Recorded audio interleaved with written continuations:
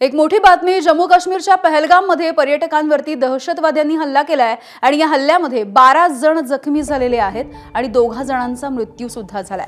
पहलगामच्या बैसरन खोऱ्यामध्ये गोळीबार झाल्याची माहिती समोर येतेय, तर दहशतवादी हल्ल्यामधील जखमींमध्ये राजस्थानच्या पर्यटकांसह महाराष्ट्राच्याही काही पर्यटकांचा समावेश आहे। तसंच काही स्थानिक नागरिक सुद्धा यामध्ये जखमी झाले। सुरक्षा दलाकडून शोधकार्य सुरू आहे, मात्र दहशतवादी पोलीस युनिफॉर्ममध्ये असल्याची माहिती मिळतेय। तर हल्ल्याच्या मागे टीआरएफ दहशतवादी संघटनेचा हात असल्याची शक्यता वर्तवली जाते। सीआरपीएफची क्विक रिएक्शन टीम ही घटनास्थळावरती तैनात करण्यात आली आहे। अतिरेकी हल्ल्याच्या संदर्भात केंद्रीय गृहमंत्री अमित शहांनी बैठक बोलावली, तर पंतप्रधान मोदींनी फोनवरून अमित शहा यांच्याकडून एकूणच या घटनेची आणि हल्ल्याची माहिती घेतलेली आहे।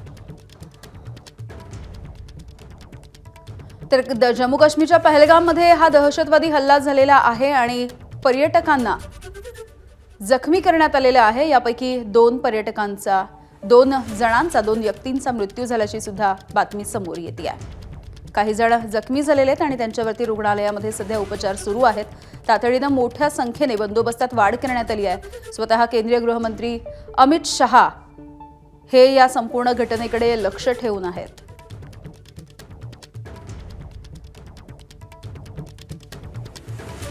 ये जो एक पूरा ये रूट है, ये एक एक्टिव इन्फिल्ट्रेशन रूट है, जहां पे ना सिर्फ जो पीर पंजाल की घाटी से या फिर जो डोडा बरडोरा किश्तवाड़ के वाले साइड से जो घुसपैठ करके मिलिटेंट्स आते हैं वो इस एरिया में आ सकते हैं। इसके साथ साथ अगर गुरेज के एरिया से भी इन्फिल्ट्रेशन होता है, गांदरबल से होते हुए, श्रीनगर से होते हुए इस इलाके तक पहुंचा जा सकता है। यानी कहीं ना कहीं सुरक्षा बलों के लिए एक बड़ी चुनौती है।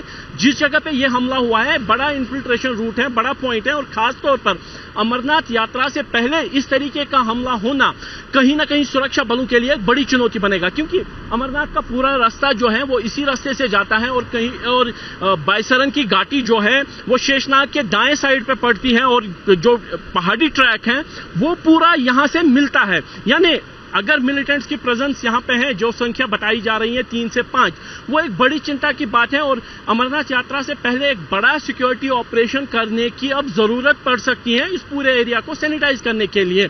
और कहीं ना कहीं जिस तरीके से एक बदली हुई रणनीति के साथ यहाँ पे एक हमला हुआ है, पर्यटकों पे सीधे तौर पे हमला हुआ है, यानी जम्मू कश्मीर के पर्यटन उद्योग के साथ साथ अमरनाथ यात्रा के लिए भी खतरे की घंटी है। और कहीं जिस तरीके की शांति की बात पिछले 5 सालों से जम्मू कश्मीर में देखने को मिल रही थी, जिस तरीके से मिलिटेंसी की घटनाएं कम हो रही थी, उसमें एक बड़ा उछाल भी आ सकता है इस घटना के बाद।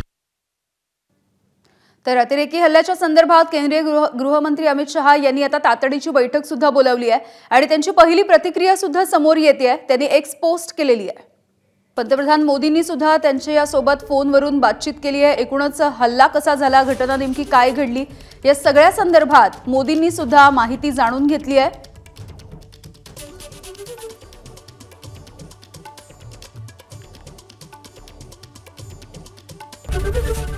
एबीपी माझा, उघडा डोळे बघा नीट।